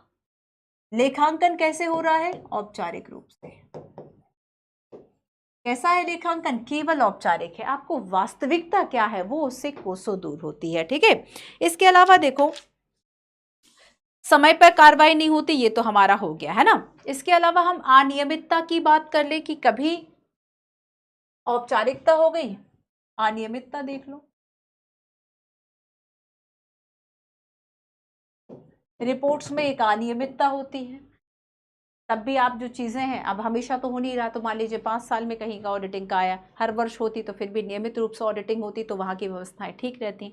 बट अनियमितता है, अगर आप कभी हो रही है ऑडिटिंग, कभी नहीं हो रही है, कभी नियम ठीक नहीं है, और इस तरीके से कभी भी प्रॉपर, जैसे कि आपको पता है कि सरकार 1000 करोड़ का कहीं बजट दे रही है, 50,000 करोड़ का बजट दे रही है, किसको पता है कि वो पैसा कहाँ गया? सरकार ने घोषणा कर दी। देखो ये सच में बहुत सोचने वाला मामला है। हम इतनी योजनाओं को पढ़ते हैं कि सरकार ने इस पर्टिकुलर योजना पर जो है वह इतना पैसा दिया, बट क्या वास्तव में उस पर हमें, हमारे पास हिसाब है? क्या आम लोगों के पास हिसाब है? या सरकार ने कहाँ व्यय कर दिया, कितने में वो रोड, मान लीजिए कोई रोड का काम था, ठीक है, कई 100 किलोमीटर जो रोड है वह बननी थी, उसके लिए जो पैसा है मान लीजिए 4-5 हजार करोड़ या फिर जो भी उसके लिए राशि रही होगी वो खर्च हुआ, तो ना तो किसी के पास इतना टाइम है कि वह सच में उसकी एक्चुअल कॉस्ट और क्वालिटी जो है वह चेक कर सके, कितना पैसा खर्च हुआ, इसका ब्यौरा किसके पास है, कितना भ्रष्टाचार हुआ, इसका पैसा, इसकी व्यवस्था, इसकी जानकारी किसी के पास नहीं है। तो बेसिकली ये बातें कई फाइलों में ही रह जाती हैं, केवल सरकारी फाइल में ही जो सिफारिशें हैं वह रह गई। वैसे भी हमने देखा कि 1000 में से अगर 10-15 आर्टिकल्स पे बात हो रही है तो बाकी तो आप खुद देखो ना कि मान लीजिए 1012 सिफारिशें थी, तो केवल 12 पे बात हुई, 1000 सिफारिशें फाइलों में ही दबी रह गई। तो यहां पर ये जो आप देखेंगे कि चाहे आप लाल फीताशाही की बात करें या फिर अनियमितता की बात करें, है ना, या औपचारिक रूप से, तो लेखांकन तो हो रहा, बट केवल औपचारिक हो ना जाना उससे कुछ नहीं है, ये इसके लिए एक बहुत बड़ी जो चैलेंजेस है वह दिखाई देता है। तो यहाँ पर ये कहा कि दस्तावेज और फाइल में जो है तो कई बार वह जमीनी हकीकत से बहुत अलग थलग होता है, और एक ये बहुत बड़ी चैलेंजेस है ना। देन नेक्स्ट इसमें कहा जाता है अनियमितता, हमारी बात हो गई है ना कि अनियमितता अगर है, औपचारिक लेखांकन अलग है, तो जो व्यवहारिक बाधाएं होती हैं उसकी जानकारी किसी को नहीं होती, वास्तविकता में जो बाधाएं होती हैं उसकी जानकारी किसी को नहीं होती, और इसलिए इस ऑडिटिंग का कोई मतलब नहीं है, ठीक है। अच्छा एक बात और कि हमने केवल प्रॉब्लम देखी, जानबूझकर हमें केवल दोष खोजना है। मैं आपसे कहूं कि भाई दोष बता दो, मेरी दोष बता दो, है ना, तो आप क्या करोगे? केवल दोष ही ढूंढोगे। तो हम क्या कर रहे हैं? केवल दोष ढूंढ रहे हैं। आप दोष ढूंढ रहे हो तो रचनात्मकता कहां से आएगी? रचनात्मकता नहीं है, हमें शक की ही दृष्टि, जैसे हमने पहले ही किसी को अपराधी मान लिया कि नहीं तुमने ये अपराध किया है, अब तुम ये बताओ, अपराध तो तुमने किया है, ये बात तय है, अब ये बताओ कैसे किया है ना। आप क्या कर रहे हो कि आप उस बात को मान ही नहीं रहे हो कि सामने वाले ने कुछ किया है या फिर नहीं किया, आप उसका पॉजिटिव चीज नहीं देख रहे हो। तो मेन अगर ऑडिटिंग की बात हो रही है, ऑडिटिंग मतलब हमें तो केवल कमियां निकालनी है, हमें केवल दोष निकालने हैं, और अगर केवल कमियां आपको निकालनी है तो रचनात्मकता कैसे आएगी? आप सुधार की बात नहीं कर सकते उसमें, है ना। जैसे कि मान लीजिए आप किसी व्यक्ति को अगर पसंद नहीं करते, आपको उसकी कमियां ज्यादा दिख जाएंगी, आप उसको सुधार थोड़ी बताओगे कि नहीं भैया ये जो सुधार है वह आप कर लो, आप उसे केवल उसकी कमी बता के दोष दे के दूर हो जाओगे। रचनात्मकता तो तब होती जब कैग बता देता कि यार ये तो दोष है लेकिन इसके सुधार के जो उपाय है वह ये है, इसलिए इसमें रचनात्मकता की जो कमियां है वह हमें दिखाई देती हैं। तो और भी इस तरह की कई जो लेखा परीक्षा है ना, बिखरी हुई टिप्पणियां होती हैं, कई चीजें जो है वह ठीक तरीके से कंसाइज वे में नहीं होती हैं, तो यहाँ पर ये भी जो कुछ प्रॉब्लम्स है वह होती हैं, ठीक है। तो ये कुछ चैलेंजेस होते हैं। चलिए, तो चैलेंजेस इस पद के ज्यादा हैं, इसको थोड़ा सा आप देखेंगे, ठीक है। करंट अफेयर की चीजें भी थोड़ा सा देखते रहा करो। तो हमने बात की नियुक्ति, कार्यकाल, स्वतंत्रता, कर्तव्य शक्तियां, कैग निगम, एप्पल की आलोचना और कुछ चैलेंजेस की बात की। पहले हमने बात की आर्टिकल 148 की, जिसमें कि हमने जाना कि डॉक्टर अम्बेडकर, भीमराव अम्बेडकर के द्वारा ये कहा गया कि बेसिकली सबसे महत्वपूर्ण पदाधिकारी है कि संसद ने मान लीजिए जो खर्च की सीमा रखी है और जिस पर्टिकुलर व्यय के लिए किसी धन को रखा है वह उसके लिए खर्च हुआ है, नहीं, इस बात को देखना। तो कैग क्या है? आर्टिकल 148 के अनुसार हमारा महत्वपूर्ण संवैधानिक पदाधिकारी है। ये पद हमने कहां से लिया? हम वैसे कहे जाता है अपने वैश्विक शासन की देन है, बट ब्रिटेन के कैग से हम इसकी तुलना करते हैं, और इसका मेन कर्तव्य यह है कि संविधान के तहत जो वित्तीय प्रशासन है उसको संभाले, भारतीय लेखा विभाग का मुखिया है, लोक वित्त का संरक्षक है और वित्तीय व्यवस्था का नियंत्रण है ना। लेखा परीक्षक, सर्वोच्च लेखा परीक्षक, सर्वोच्च लेखा परीक्षा संस्था है, सुप्रीम ऑडिट इंस्टीट्यूशन है, और अभी गिरीश चंद्र मुर्मू जो है वह हमारे कैग है, ठीक है। आगे आप विनोद राय की जो टिप्पणियां हैं आप इनको याद रखें।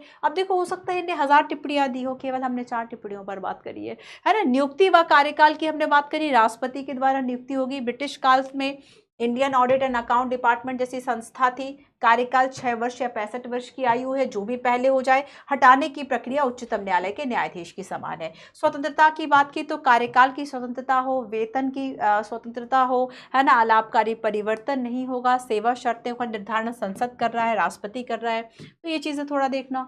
कर्तव्य और शक्तियों की हमने बात की कि इनका मेन कर्तव्य जो है वह क्या होगा, भारत और राज्य की संचित निधि की बात करना, लोक लेखा से कितना व्यय हो रहा है उसको देखना, है ना, जो भी निगम है, सार्वजनिक निगम है, सरकारी निगम है, या सरकार जब चाहे या राष्ट्रपति और राज्यपाल अगर चाहे तो उन निगमों की लेखा परीक्षा करना। भूमिका की हमने बात की, हमने जाना कि वित्त प्रशासन का जो प्रबंधन है वह महत्वपूर्ण है और ये जवाबदेही कार्यपालिका की होती है, मंत्रिपरिषद की है कि संसद के प्रति वित्तीय उत्तरदायित्व भी सुनिश्चित करे, तो वो इस बात को सुनिश्चित करती है कैग के माध्यम से। कैग 3 तरह की रिपोर्ट्स प्रस्तुत करेगा, विनियोग, वित्त और सार्वजनिक, और राष्ट्रपति को सौंपेगा, राष्ट्रपति संसद में रखवाएंगे और लोक लेखा जो समिति है वह इस रिपोर्ट की समीक्षा करेगी। भूमिका की हमने बात करी, है ना, हमने जाना कि निष्पादन लेखांकन क्या होता है और विधि के अनुसार लेखा परीक्षा बाध्यकारी है, बट औचित्य लेखा परीक्षा विवेकाधीन है। 2 सीमाओं की बात कर ली कि कार्यकारी एजेंसी जो गुप्त सेवा व्यय है उस पर कोई ब्यौरा नहीं है, और संचित निधि से धन निकासी मतलब धन निकालने पे कोई नियंत्रण जो है वह इसका एक्का नहीं है। ये इसकी लिमिटेशंस हो गई। हमने यहाँ पर कुछ क्वेश्चंस की बात की, पॉल एप्पलबी की आलोचना की बात की, है ना, और हमने कुछ चैलेंजेस की बात की, और यूपीएससी का एक पीवाईक्यू मैंने आपको दिया। इस क्वेश्चन का आंसर आप मुझे बताएंगे। 4 आर्टिकल्स हमने देखे, आर्टिकल 148, 149, 150, 151। सो ये था हमारा आज का क्लास जिसमें कि हमने कैग की चर्चा करी। अब नेक्स्ट जो है वह चैप्टर आपके छोटे छोटे हैं। एक है भारत के महान्यायवादी और दूसरा है राज्य का महाधिवक्ता, है ना, भारत के महान्यायवादी और राज्य का महाधिवक्ता, ये 2 चैप्टर हमारे नेक्स्ट है। तो कॉन्टिन्यूटी के साथ जो चैप्टर्स हैं वह देखते रहिए, कॉन्टिन्यूटी अपनी मेंटेन रखो, नोट्स बनाते रहो, पुराने जो भी लेक्चर्स अब तक हो चुके हैं उन सभी का रिवीजन करते रहो। चलिए मिलते हैं अपने नेक्स्ट सेशन पे। Thank you so much.